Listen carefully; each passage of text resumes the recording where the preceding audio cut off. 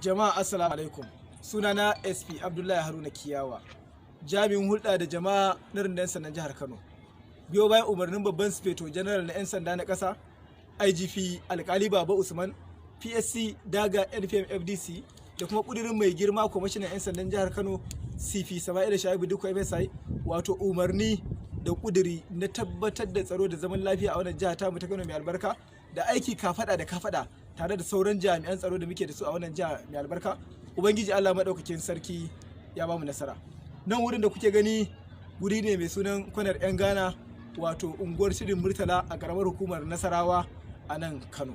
Idan za ku iya tunawa, shekarar ta gabata ranar 4 ga watan 12 na shekarar 2021 akwai rahotanni da muka samu, wato na batan wata yarinya mai suna HANIFA Abubakar, yar kimanin shekaru 7, wadda tunda ta bata kwamishinan 'yan sanda ta da dakarun 'yan sanda na Operation Pop Ada, wato kankace kwabo, a karkashin jagorancin DSP Shehu Dahiru, tare da basu umarnin lalle a tabbatar da wato an nemo wannan yarinya, wanda alhamdulillah jami'ai na tsaro na Kano gaba ɗaya suna aiki ne tsintsiya madauri ɗaya, wanda Allah ya taimake mu, wato a wannan rana yau din nan 20 ga watan 1 na wannan shekara ta 2022 aka samu nasarar kamo waɗanda wato su suka ɗauki yarinyar, wanda bayan sun ɗauke ta sun nemi a bada kudin fansa kwana 14 da suka ga cewa za a gane su ne. Ɗaya ma a ciki abin iko Allah wai malaminta ne. To gashi dai tare da taimakon wato jami'anmu na farin kaya, wato DSS, aka samu nasarar kama su, wanda ga su dai za ku ji daga bakin su irin abubuwan da suka yi. Amma kafin nan, tun da gashi ya ba mu bayanai, za mu je matso kusa ya ba mu bayanai, sannan mu je inda suka birne yarinyar a cikin gidansa a tono ta, wanda dama ga likitocinmu da 'yan sanda da kwamishinan 'yan sanda tuko. A matso gaba, me sunanka? Abdulmalik Muhammad Tanko. Na'am? Abdulmalik Muhammad Tanko. Shekarunka nawa? 34. A ina kake da zama? Unguwar Tudun Murtala. To ba mu labari a takaice, me tsakaninka da yarinyar nan HANIFA? A takaice ɗalibata ce a makarantar Noble Kids Comprehensive College da take kwanar Dakata. Me ya faru da ita wannan ranar? So abin da ya faru dai shine akwai wannan bawan Allah da yake nan bayana, da kuma wata wai ita Fatima, wanda na kawo musu tunanin cewar su zo su ɗauko wannan yarinya, da nufin cewar mahaifiyarta ce ta ce ɗauke ta za ta nemi kuɗi a wurin mahaifinta. Wannan ƙarya ne musu kenan. Suka aminta da hakan, suka je ƙoƙarin ɗaukanta, ba su kai ga nasara ba don ba ta yarda ta bi su ba a keke napep kenan. Daga baya da na ga abin ba zai yiwu ba, sai ni na je na ɗauke ta a keke napep ɗin bayan ta dawo daga Islamiyya. Idan ka kai ta?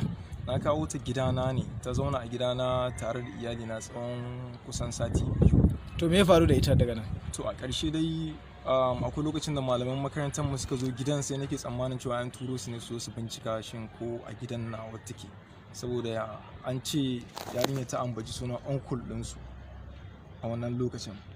So hakan ne ya sa na rasa mafita, a ƙarshe na bata maganin ɓera. To daga nan me kai mata?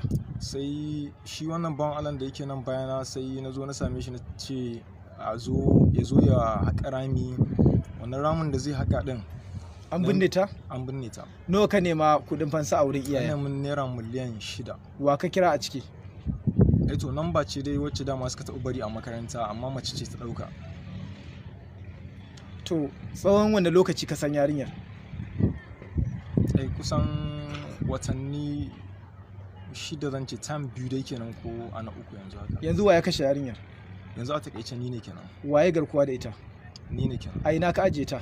A gidana na ajiye. A wanne wuri ne gidan? A tare da iyalina a nan cikin Tudun Murtala. Ina gidan yake? Ba a nan bane. To nan gurin da ka kama? Nan makaranta ce, inda ɗaya daga cikin makarantar mu ce, inda ana aka binne ta. Yaushe ka binne ta?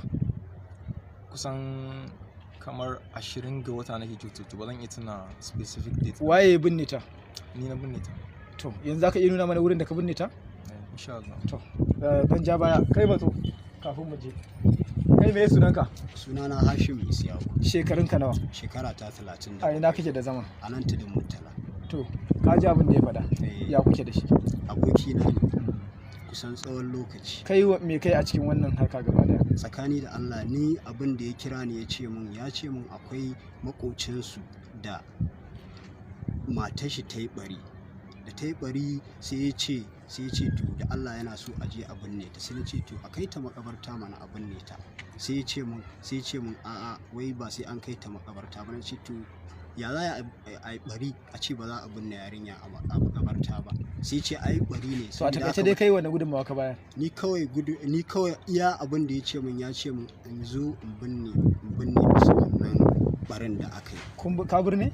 Sai ya kira ni ya kira ni ya ce da daddare zan zo, sai ya ce nawa za a bani in binne. Na ce a ka je ku yi magana da shi, tunda ni ba zan ce ga, tunda larura ce ta samu mutum ba zan yanke hukunci ce ga abin da za. To me kuka yi dai a takaice a ƙarshe?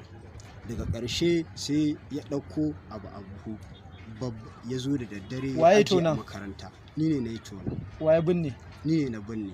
To magana dai akan cewa a baya ya nemi da kai da wata mata ma ku yi garkuwa da yarinyar, haka ne ko ba haka bane? Ya nemi na gaya masa gaskiya ni ba zan shiga ba na yi ba. To alhamdulillah yanzu dai gashi za mu je, zai kai mu wurin, za su kai mu wurin da aka binne wannan yarinya. Ubangiji Allah ya jikanta, Allah kuma ya gafarta mata.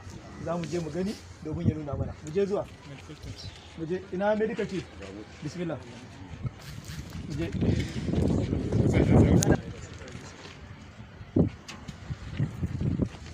Medical team.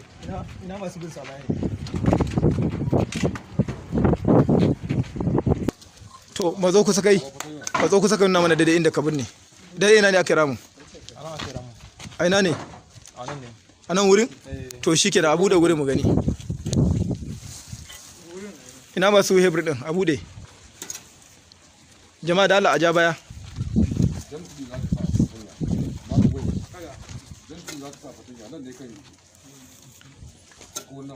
Da dai ina ka sa kan maza kai kai nuna mana da kai maza. Mu je da dai nuna mana da dai wurin. A nan ne, yana a cikin buhu ne. A cikin buhu ne? Da dai ina ne? Daidai nan ne. To ya kai ramin karami ne ko babba? Ai shi ramin ba ni ne ba. To matso kai. Nuna mana ina ne ramin yake? Daidai wancan wurin? Daidai nan ne? To dawo baya.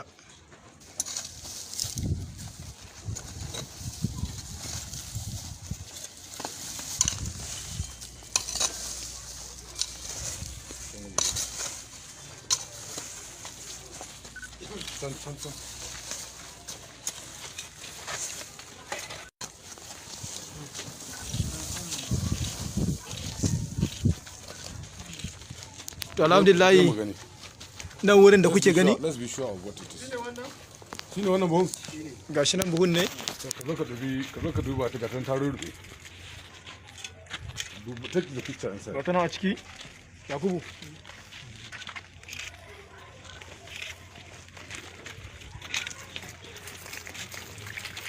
Wanda ta riga ta lalace ma gaba daya. Inna lillahi wa inna ilaihi raji'un. Inna lillahi wa inna ilaihi raji'un.